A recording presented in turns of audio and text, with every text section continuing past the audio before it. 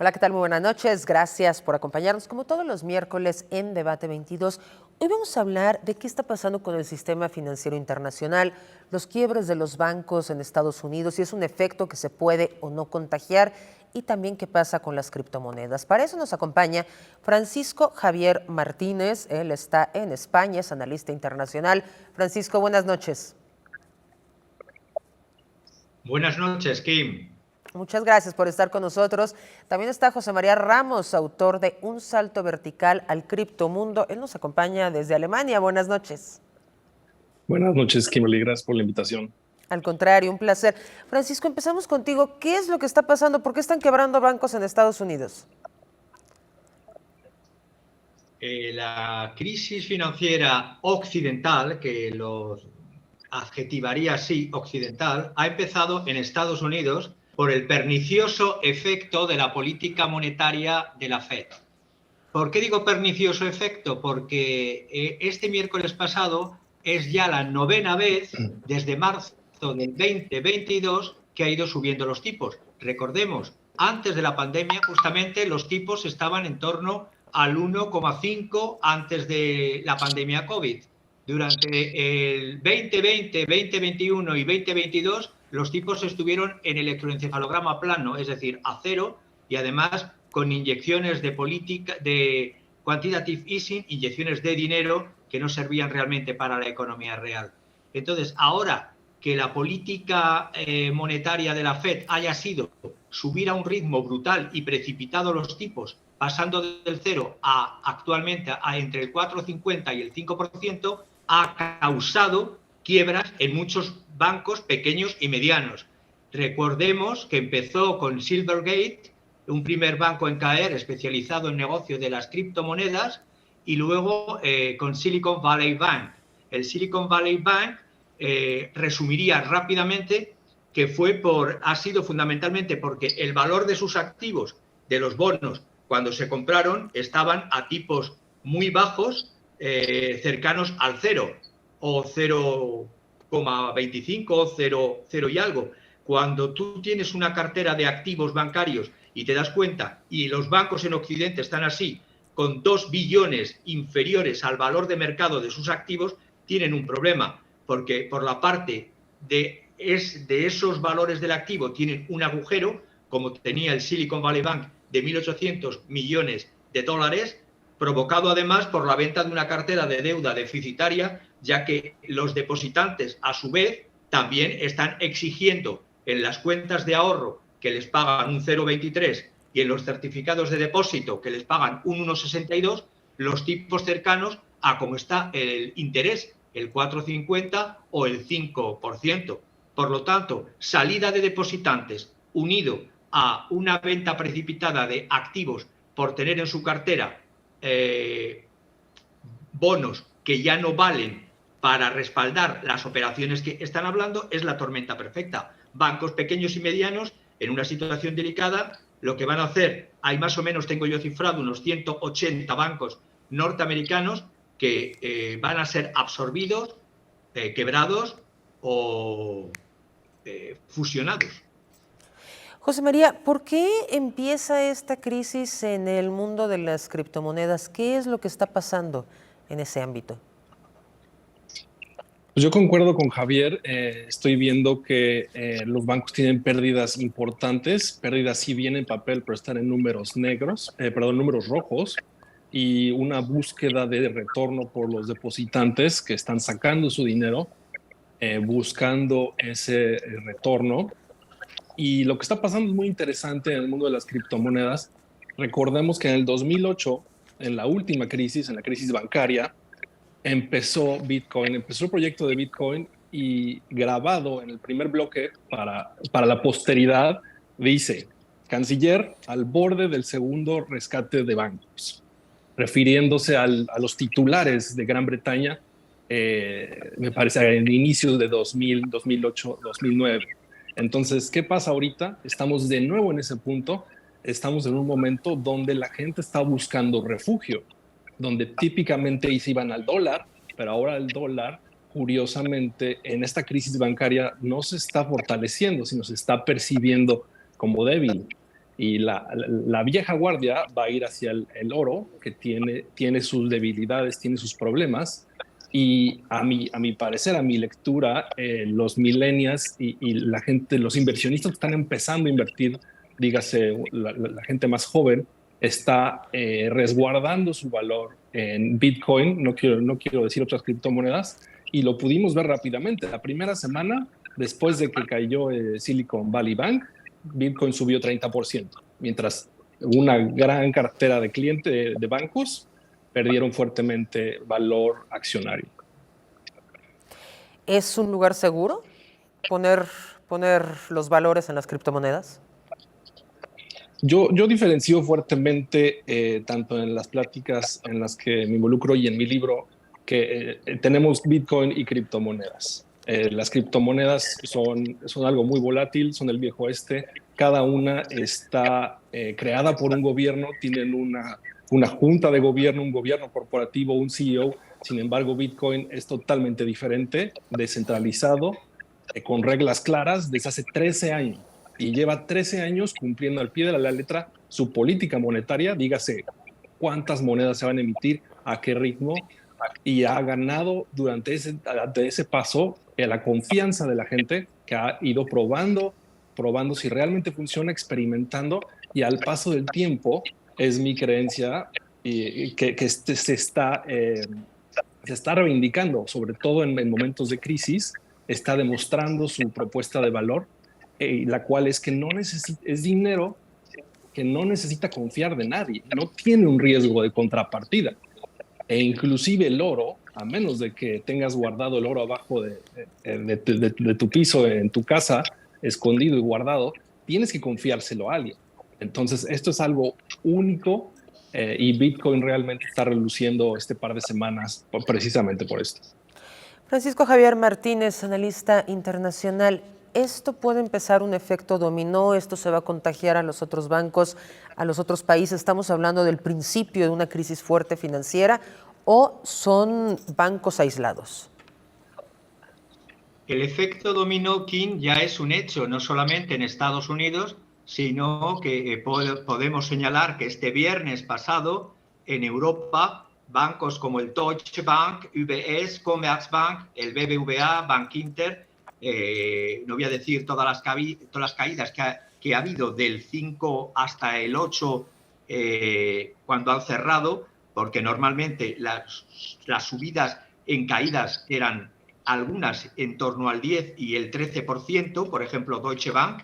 El tema del Deutsche Bank, curiosamente, fue por una amortización anticipada de deuda subordinada en un nivel de 1.500 millones de dólares que vencía al 2028, en el 2028, y esto ha provocado una caída desde el efecto dominó del Silicon Valley Bank.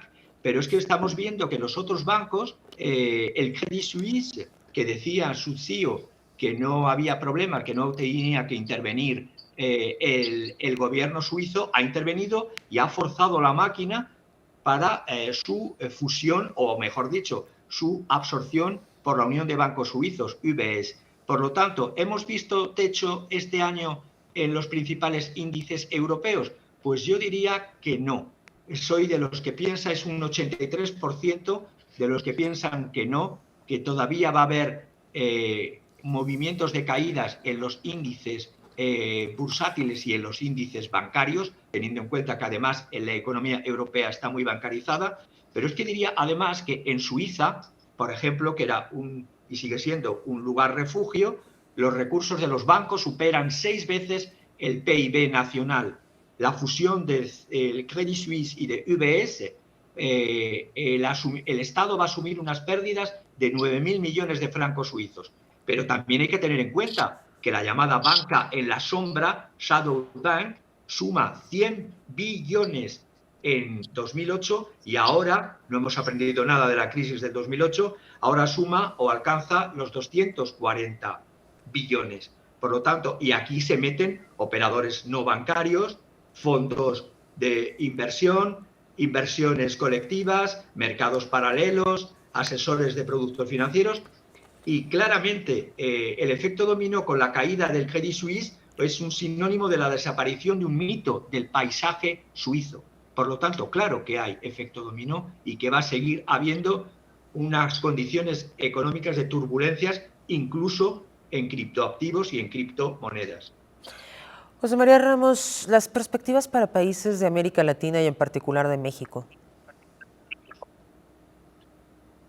Pues mira, yo no estoy muy bien enterado de cómo funciona bien la banca mexicana, entonces no podría anticipar qué tan expuesta está la banca mexicana a una corrida de bancos, a un pánico.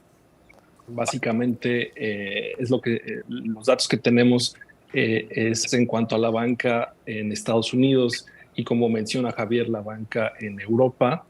Lo que yo he estado escuchando de este lado del charco es que Deutsche Bank y Commerzbank, de los bancos más grandes aquí en Alemania, probablemente se fusionen, así como los líderes políticos han salido a decir todo bien, no hay problema.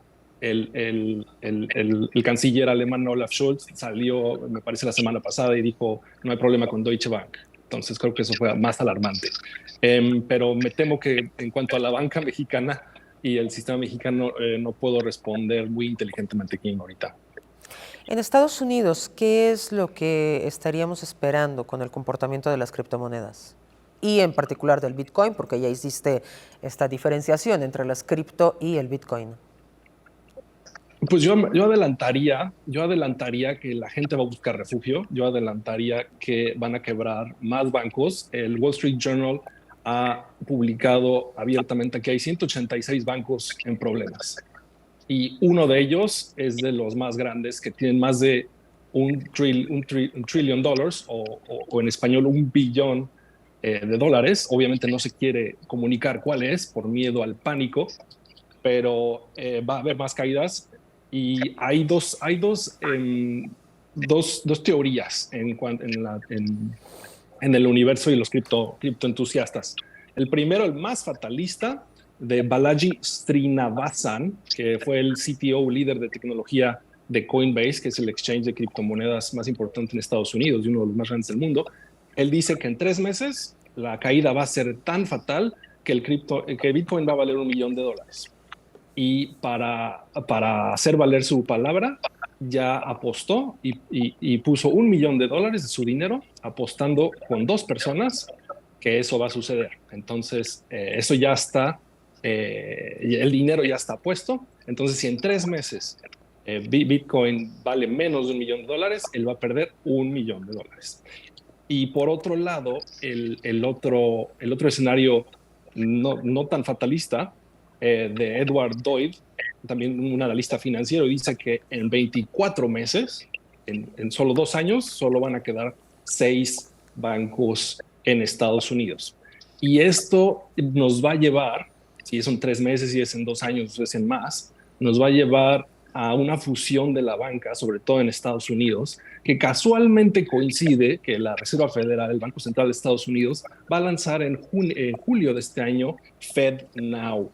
Es un sistema de transferencias en tiempo real que se teme tenga todo el andamiaje y toda la arquitectura para la CBDC, que es la moneda digital de Banco Central. Y esa es la antítesis de Bitcoin, ese es el monstruo que tememos, donde el dinero el gobierno va a tener total control sobre tu dinero, Kim, va a poder saber en qué está gastando en tiempo real Kimberly Armengol, y te va a poder bajar el switch en qué momento, te va a poder programar tu dinero y decir, compras esto, no compras el otro, compras en esta región, no compras el otro. Como lo que estamos viendo ya en China. Esto no es ciencia ficción y para allá va. Suena tremendo. Vamos a hacer una pausa y vamos a ver qué nos dice Francisco Javier de este tema al volver.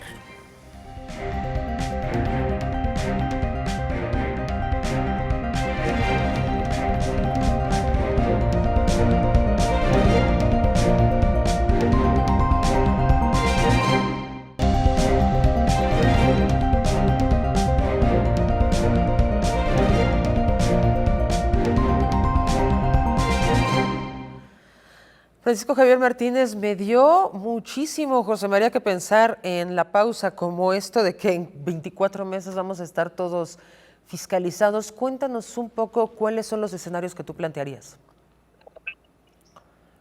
Yo los escenarios que planteo en Occidente, repito, Occidente, que es el continente americano al completo y Europa, el 54% de los expertos de distintas gestoras y firmas de análisis, este fin de semana hemos estado viendo en una encuesta que se ha hecho que la desaceleración lo creen sí o sí de la economía un 46%, pero peor aún, estamos a las puertas, yo ya lo advertí también hace meses, desde el principio del conflicto en Ucrania, que estábamos a las puertas no de una simple desaceleración, sino de un proceso de estanflación y o recesión. Además, diría que lo que comentaba mi contertulio, existe una agenda y un plan para que se acelere el CBDC, es decir, esta moneda fiduciaria digital.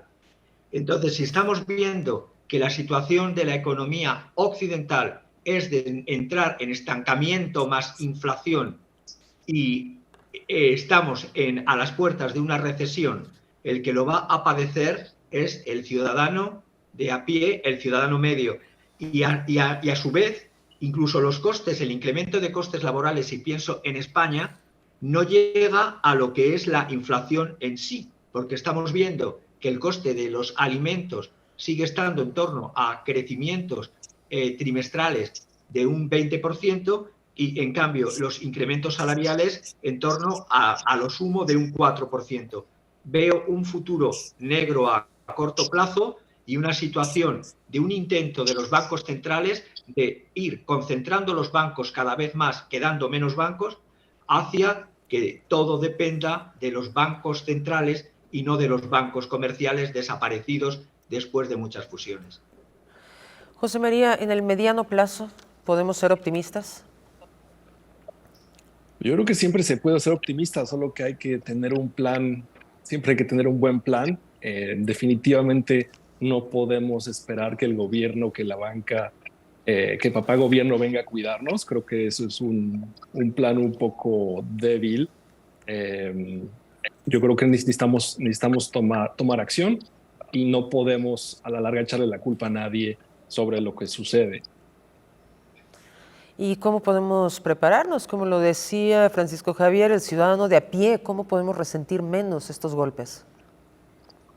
Yo creo que la educación es el arma más fuerte que tenemos. Yo creo que tenemos que darnos cuenta que una vez que los bancos, una de dos cosas, o los bancos quiebran y todo ese dinero, toda esa deuda desaparece, que no creo que va a ser lo que va a pasar lo que siempre pasa, que los gobiernos van a inyectar una cantidad de liquidez bestial. ¿Y qué quiere decir eso? No es que los gobiernos tengan un ahorradito, ese dinero se va a imprimir de la nada.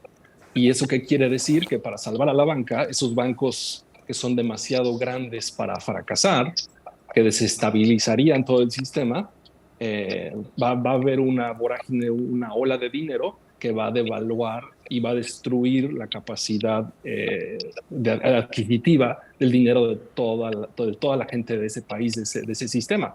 Entonces, lo que yo recomendaría es buscar activos duros que el gobierno no pueda imprimir. Hay gente que se iría por bienes raíces, hay gente que se iría por oro. Yo me siento mucho más cómodo con Bitcoin.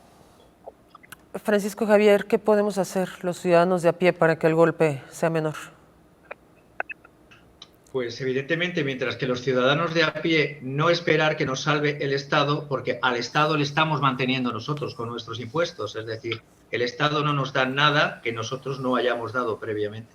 Entonces, desde esa perspectiva, tampoco vamos a ser tan ingenuos de pensar que ese dinero que hemos dado no tenemos derecho a una contraprestación por el dinero dado a través de los impuestos, porque si no, sería una revuelta o una rebelión fiscal como la que sí se ha hecho en Estados Unidos. Recuerdo la que antes de llevar a la Casa Blanca al presidente Ronald Reagan, hizo una revuelta fiscal en California. Entonces, la perspectiva real es que ante esta situación de recesión, como Occidente, y digo bien Occidente frente a Oriente, es un mundo de países desindustrializados que han ido destrozando el tejido de su economía real desde los años 70 y 80 en adelante, y han ido creando burbujas que han enriquecido tanto a gobiernos como a empresas particulares que han cogido el dinero y corre. Pues yo soy de los que todavía cree en las economías reales, en los bienes raíces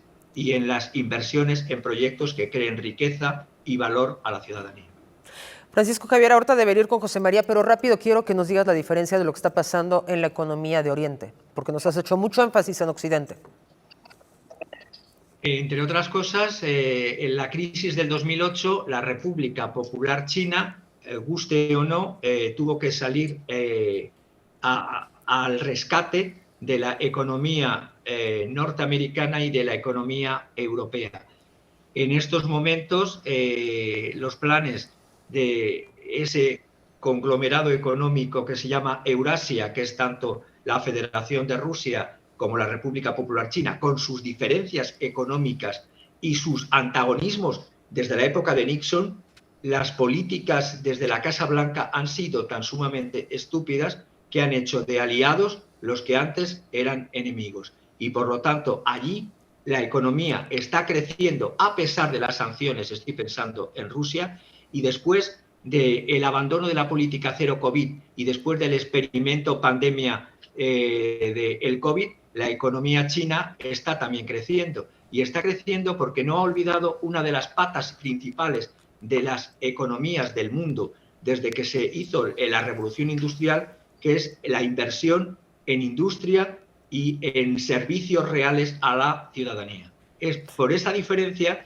que ellos además tienen monedas, están comprando ingentemente tanto Rusia como China como la India, ingentes cantidades de oro, porque viene enfrentamientos macroeconómicos fuertes, por dejarlo en un primer escalón macroeconómico, en estos meses que vienen. José María, ya nos decía Francisco Javier acerca del sector inmobiliario. Para las personas que todavía tienen miedo, tienen dudas de invertir en bitcoins, ¿qué les dirías? Pues para empezar, lo que siempre he abogado, antes de empezar a comprar criptomonedas, a comprar Bitcoin, se tienen que educar lo mejor posible. Ese fue el objetivo de mi libro, darle a la gente no un consejo de compra, sino toda la información para que puedan abordar el tema. Entonces, antes que nada, educarse lo más posible en absorber la mayor cantidad de recursos que puedan. Y empezar con 50 pesos, empezar con 100 pesos, con una cantidad simbólica que no duela perder. Y una vez que se hace eso, inmediatamente va a haber una motivación por aprender. Eso fue lo que pasó conmigo y me llevó, como dicen, muy profundo a la madriguera del conejo, en donde entre más aprendes, te das cuenta que sabes muy poco. Entonces es un círculo virtuoso y recomiendo que todos empecemos ese viaje. Y no va a ser para todos. Va a haber gente que diga, esto no es para mí, me quedo con mis bonos de gobierno, me quedo con mis bienes raíces, me quedo con mis lingotes de oro, mis centenarios, y está muy bien. Pero esa educación financiera es la que en particular en México siempre ha faltado. Francisco Javier, la gente que todavía le juega al tipo de cambio. Pues como dice mi contertulio, es fundamental cuando juegas en determinados tipos de productos financieros tener una formación previa básica y sobre todo la política que decía a mis clientes cuando he estado en banca internacional, dependiendo del perfil del inversor, primero de la cuantía del dinero del que dispone y luego del perfil conservador, medio o arriesgado de ese inversor y lo que está dispuesto a perder y sobre todo diversificar. Las carteras deben, cuando hay cantidad de dinero para invertir, tienen que ser diversificadas. Pero es que claro, con lo que tú me preguntas, Kim, hay muchos inversores que sin una formación y sin un acompañamiento o aconsejamiento, pues lo que hacen es se lanzan a determinados productos y como dice mi contertulio, me da lo mismo que sea en tipos de cambio, en swaps, que sea en bitcoins, que sea incluso en el mercado del oro o de los lingotes y de las onzas de oro. Cualquier mercado financiero requiere una formación mínima básica, sobre todo para no perder hasta la chaqueta. Muchísimas gracias a los dos con sus usos horarios que están en Europa. Gracias por habernos abierto este panorama. José María Ramos, autor de Un salto vertical al criptomundo. Ahí tenemos sus redes sociales para que se puedan comunicar con él. Y también Francisco Javier Martínez desde España, analista internacional. Gracias a los dos. Gracias, Kimberly, un placer. Lo esperamos el próximo miércoles en punto de las 9.